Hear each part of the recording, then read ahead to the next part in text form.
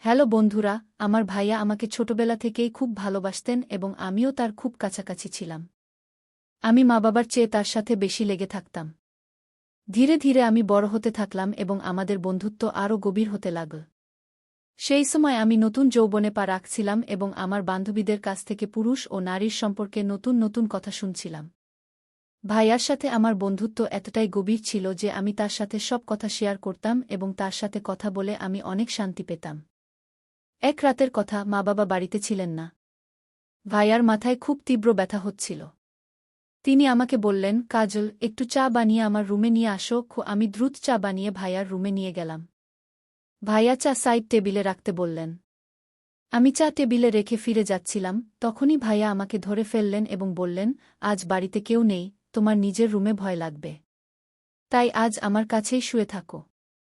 আমি তোমাকে একটি ভিডিও দেখাব। ভাইয়া আমাকে তার পাশে শুয়ে থাকতে বললেন। আমি তার পাশে শুয়ে পড়লাম। ভাইয়া আমাকে ভিডিও দেখাতে লাগলেন। সেই ভিডিও দেখে আমার ভেতর হঠাৎ অস্থিরতা তৈরি হল। তারপর ভাইয়া আমাকে বললেন, এখন আমরা দুজন মিলে এমন করব। চলো বন্ধুরা, আমি শুরু থেকে বলি কি হয়েছে। আমার নাম কাজল, আমি ১৯ বছর বয়সী। আমি এইমাত্র ১২তম শ্রেণী পাস করেছি। আমার পড়াশোনার সম্পর্কে অনেক শখ ছিল, কিন্তু আমার বাবা আমার পড়াশোনার বিরোধী ছিলেন। আমি মা এবং ভাইয়াকে বললাম যে আমি আরও পড়তে চাই, তাই দয়া করে আপনারা দুজনই আমাকে সাহায্য করুন এবং বাবাকে রাজি করান। মা তার পক্ষ থেকে অনেক চেষ্টা করলেন, কিন্তু বাবা রাজি হচ্ছিলেন না। তার কথা ছিল যে আজকাল কলেজে পড়াশোনা কম এবং প্রেমের সম্পর্ক বেশি চলে। তখন আমার ভাইয়া বাবাকে বোঝালেন এবং আমার গ্যারান্টি নিলেন যে আমি এমন কিছু করব না এবং শুধু পড়াশোনায় মন দেব। তখন বাবা রাজি হয়ে ভাইয়াকে বললেন, আজ থেকে কাজলের দায়িত্ব তোমার।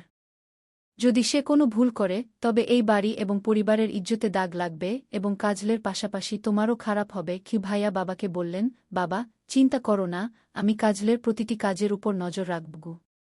সেই সময় আমি জানতাম না ভাইয়ার মনে কি চলছিল এবং তিনি কেন আমার এত পক্ষ নিচ্ছেন। কিন্তু মজার ব্যাপার ছিল যে আমি কখনো ভাবিনি যে আমি এবং ভাইয়ার বন্ধুত্ব এতদূর যাবে। কিছুদিনের মধ্যেই ভাইয়া আমার সাথে গিয়ে আমার কলেজে ভর্তি করিয়ে দিলেন। শুরুতে আমি খুব মন দিয়ে পড়াশোনা করতে লাগলাম এবং কলেজে কারো সাথে বেশি মিশতাম না। কলেজে যা হতো সব আমি রাতে ভাইয়াকে বলতাম। ভাইয়াও আমার সাথে খুব ফ্রেন্ডলি হয়ে গিয়েছিলেন এবং আমার মনে হচ্ছিল যে তিনি আমাকে কিছুটা অদ্ভুত দৃষ্টিতে দেখেন।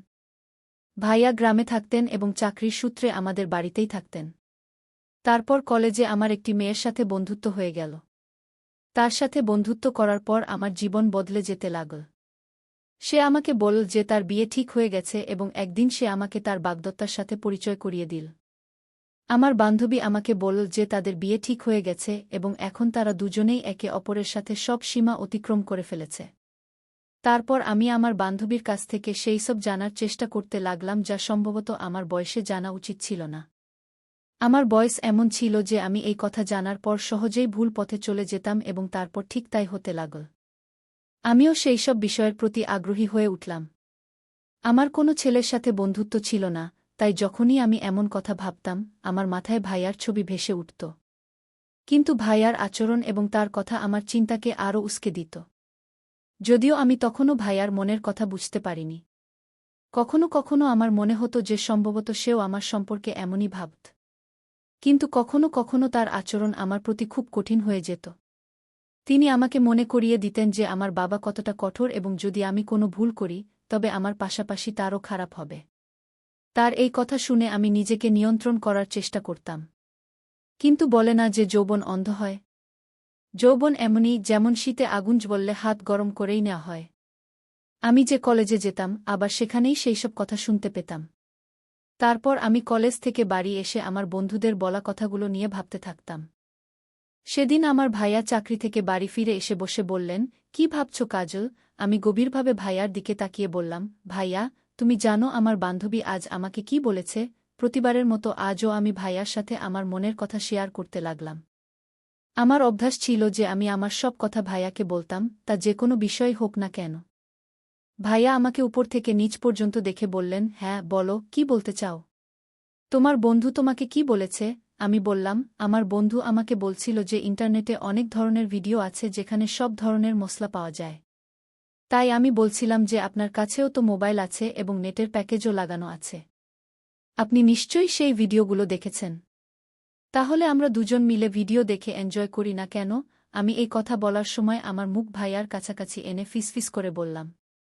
তিনি ফ্যালফ্যাল করে আমার দিকে তাকিয়ে রইলেন। আমার মনে হলো তিনি আমাকে ভালো করে ডাকবেন।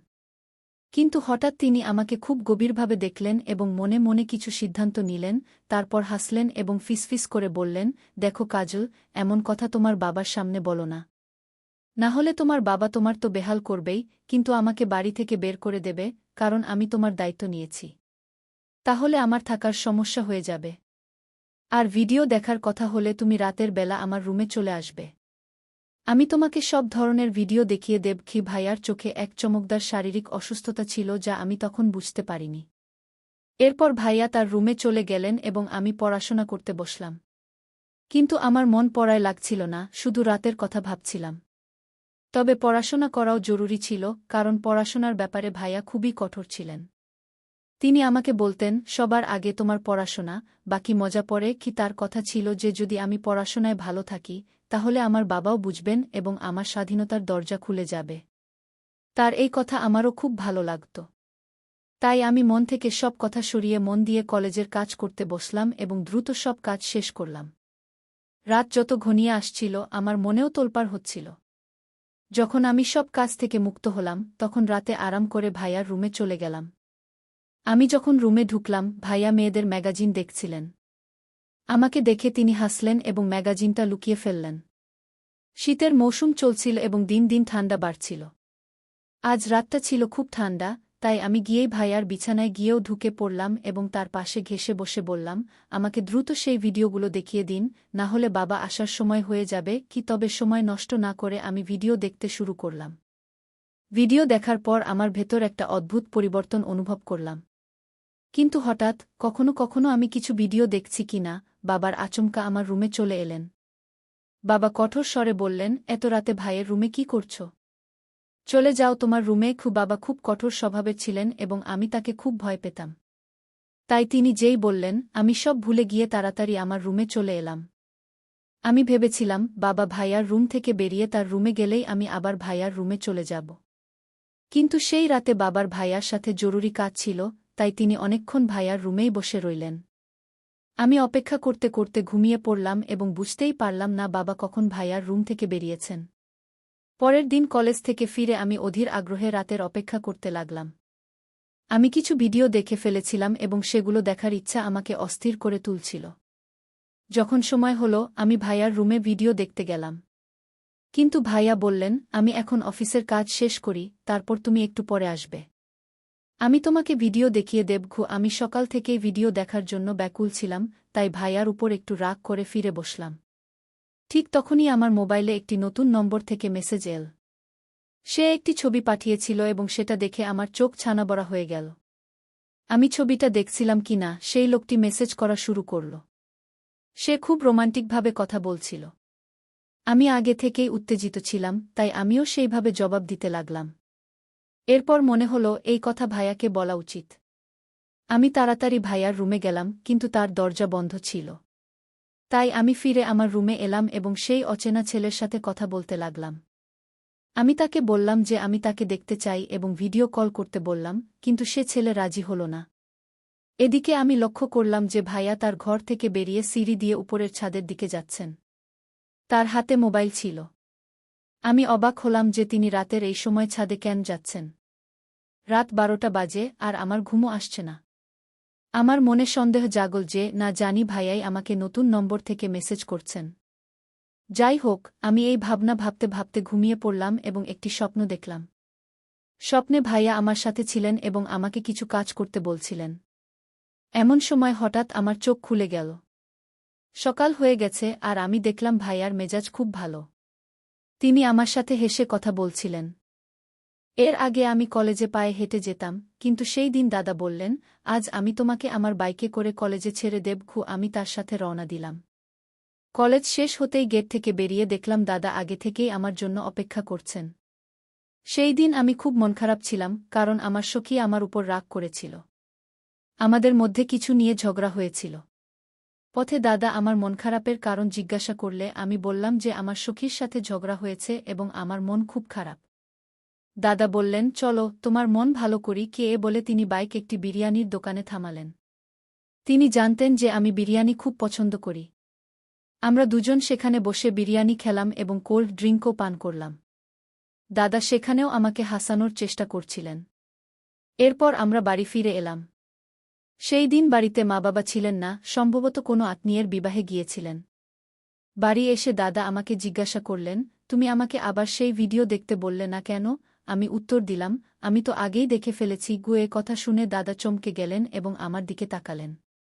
তিনি জিজ্ঞাসা করলেন, তুমি কিভাবে দেখলে? তোমার কাছে তো শুধু ভয়েস প্যাকেজ আছে। আমি বললাম, আমার একটি নতুন বন্ধু হয়েছে, সে পাঠিয়েছিল। আমি রাতে আপনাকে বলতে এসেছিলাম, কিন্তু আপনি ঘুমাচ্ছিলেন। এ কথা শুনে দাদা গভীর চিন্তায় ডুবে গেলেন। তিনি বললেন, তুমি যাও এবং কাপড় বদলে এসো। আমি আমার ঘরে গিয়ে কাপড় বদলে ফিরে আসার পর দেখলাম দাদা আমার মোবাইলে কিছু খুঁজছেন। আমাকে দেখে তিনি মোবাইল টেবিলে রেখে দিলেন। তারপর আমরা দুজন একসাথে খাবার খেলাম। খাবার খাওয়ার সময় আমি দাদার দিকে তাকালে মনে হচ্ছিল তিনি আমাকে অদ্ভুত দৃষ্টিতে দেখছেন।